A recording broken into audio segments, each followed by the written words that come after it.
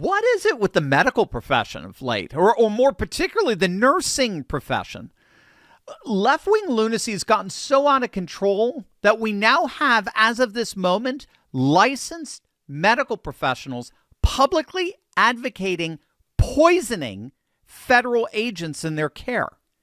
And when they get caught, their colleagues don't condemn them. They set up fundraising campaigns to make them the victims. This isn't a dystopian novel. This is a state of radical cultural Marxism, DEI, in 2026. Stick with me to the very end of this video because we're going to discover precisely why the healthcare system that's supposed to heal the sick is instead turning into a left-wing activist training center, and how the radical ideology infecting these institutions might already be infecting the one treating your family right now. Hey gang, it's me, Dr. Steve, your Patriot Professor, here to help you make sense of the madness with breaking news and analysis you're not going to get anywhere else. So make sure to smack that bell and subscribe button. Meet Melinda Crook, a nurse anesthetist who apparently lives in an ideological echo chamber in her workplace. That's because she felt completely comfortable with uploading a number of videos to her TikTok account, encouraging healthcare colleagues to basically poison ICE agents in their care. I thought of something good. I think it's something weird spot. Sabotage tactic, or at least scare tactic. All the medical providers, grab some syringes with needles on the end.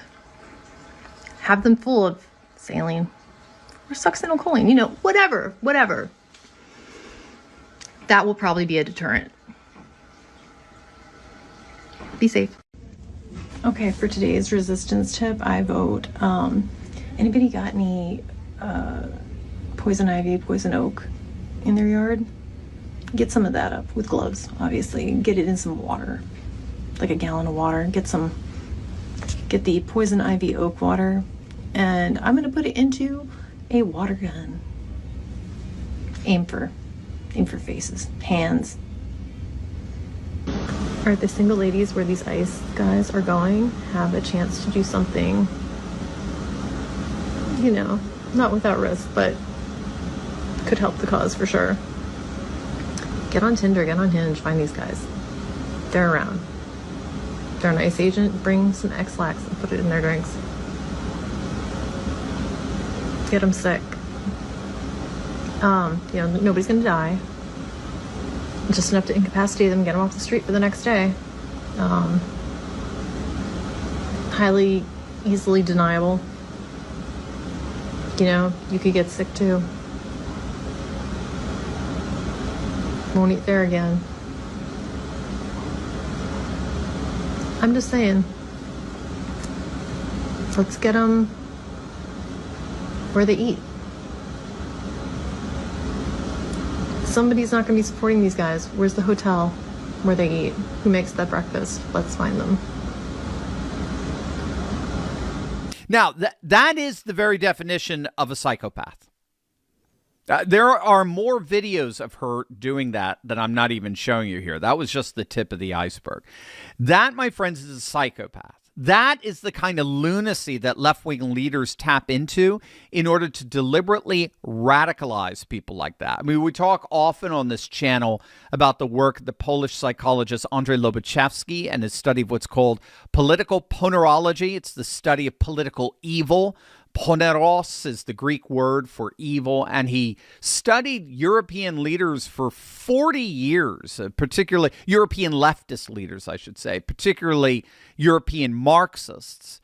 And he concluded after 40 years of study that these leftists were all psychopaths. And when psychopaths take over, they inevitably usher in a government that Lobachevsky called a pathocracy, where you have a whole group of psychopaths with borderline personality disorders occupying positions of power and influence. And when they come into power, the entire society goes hysterical. That's leftism in a nutshell. That's Minneapolis in a nutshell. It's a bunch of psychopaths that usher in a pathocracy that turns the entire society hysterical.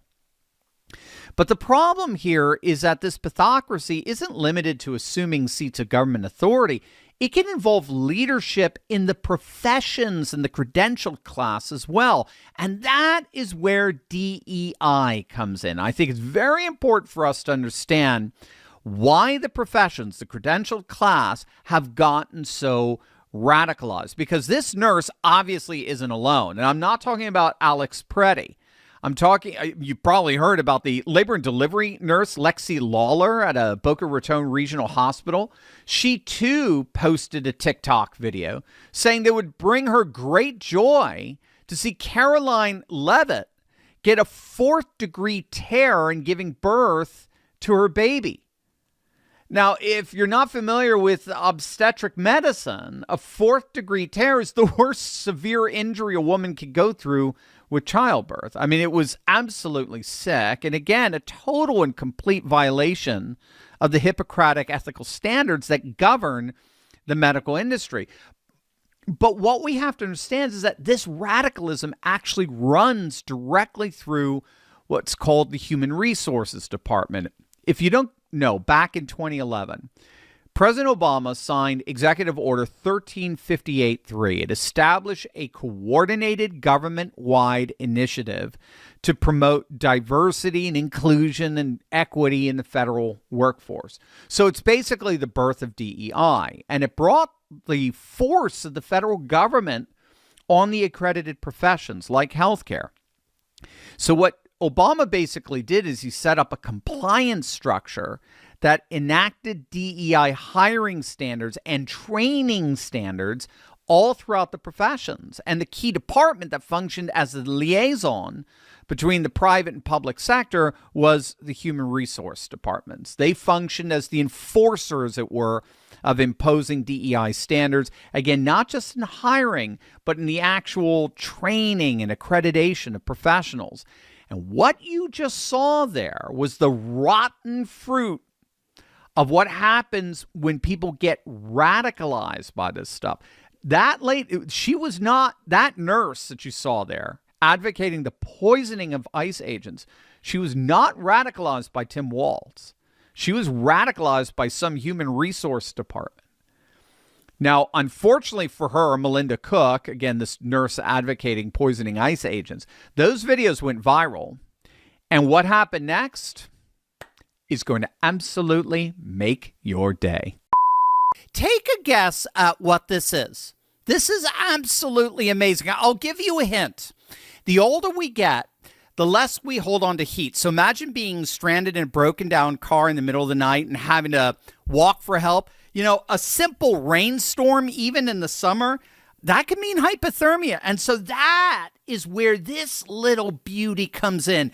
I'm going to bring it out. I kid you not. This is a full-size, heat-reflective emergency sleeping bag that actually fits into the palm of your hand. I've never seen anything like it. It's absolutely amazing. And you heard it right. I mean, it's an emergency thermal sleeping bag that can keep you warm down to Arctic temperatures. It's waterproof. It's windproof. It's bright orange, as you could see, so you could be spotted in a disaster. And look at this thing. It's like 7 feet long, 3 feet wide. It's incredible, but it fits in your glove compartment. I've never seen anything like this. Sierra Madre, the genius creators of this emergency sleeping bag, made it small enough to fit in your pocket, your glove box, your junk drawer, your go bag, whatever. But it packs such an amazing punch. I sweat in it anytime I get into it. It's amazing. And I made sure to get a whole bundle of them for all my family to keep in their glove compartments. And now you can too. This week, the Patriots over at Sierra Madre have to clean out their warehouse before a new shipment arrives for the new year. So they're marking these puppies down over 59%. So you heard that right, 59%. Click on that link below and get one each for your whole family and save a bundle before the sale ends. Oh, and I almost forgot, the 10-pack, it ships free. So you're double your savings. So don't wait. I mean, these aren't available in any stores or big box retailers. And the only place you can get this warehouse clean out deal is if you click on that link below right now. I'm delighted to inform you that that nurse, that anesthetist, has been officially fired. She has been removed from her duties at the Virginia hospital at which up until yesterday she had worked. After the videos went viral this week, thanks, by the way, to the wonderful X account libs of TikTok, VCU Health placed Cook on administrative leave and launched an investigation with VCU police. Less than 12 hours later, the hospital terminated her employment and confirmed that they had reported her to state authorities. Legal analyst Russ Stone has told local media that prosecutors most certainly could potentially charge Cook with solicitation to commit a felony offense. And she's not alone in her unemployment. That so-called nurse who wished ill on Caroline Levitt, she too has been fired, and her medical license has been stripped. But we need to underscore here that until human resource departments are reined in, this problem is not going to go away. The medical establishment in particular has spent 15 years pushing diversity, equity, inclusion programs, DEI. They push gender ideology into medical schools. They push racial consciousness raising into hospital training. And what we're seeing now are the results. Healthcare workers who've been trained to see the world through a lens of ideological struggle, for whom political enemies aren't just people who they disagree with, they're now existential threats who need to be harmed, poisoned, or destroyed. It's technically known as ideological capture, which refers to when professionals, institutions, or regulatory bodies abandon their core mission, whatever it is, truth-seeking, right, objective expertise, patient's care. They abandon that objective mission in favor of pursuing ideological or political agendas. Recent scholarship defines it as occurring when educated professionals circumvent more democratic processes and codify new regulatory frameworks that consistently and repeatedly marginalize important public values, like, in other words, I'm here to help everybody, in favor of expert class ideological preferences. It's a fancy schmancy way of saying that a number of professionals are using their professions as veneers, as weapons for pushing an ideological agenda. They're disguising themselves as experts when, in point of fact, their expertise has been recruited for political activism. So it's how medical professionals who took an oath to first do no harm seek to do only harm on their political enemies. I mean, you might remember when President Reagan was shot back in, I believe it was in 81, and he was about to go under on the operating table, and the last thing he said to the surgeons before the anesthesia kicked in was, "I sure hope you're all Republicans." Now back then we could laugh at that, because our professions had integrity. They had public integrity. A professional, by definition, was one who operated and practiced objectively for the public good, for the public as a whole, irrespective of one's political partisan leanings. What DEI has ultimately infested our professional class with is rabid, radical ideology that tells them that it's their moral duty to resist and, if possible, eliminate racial, bigoted, sexist oppressors. They have an obligation to use their profession as a force to enact social justice. And the end result of that lunacy is the very lunacy, the very psychopathy that we saw on display in those videos.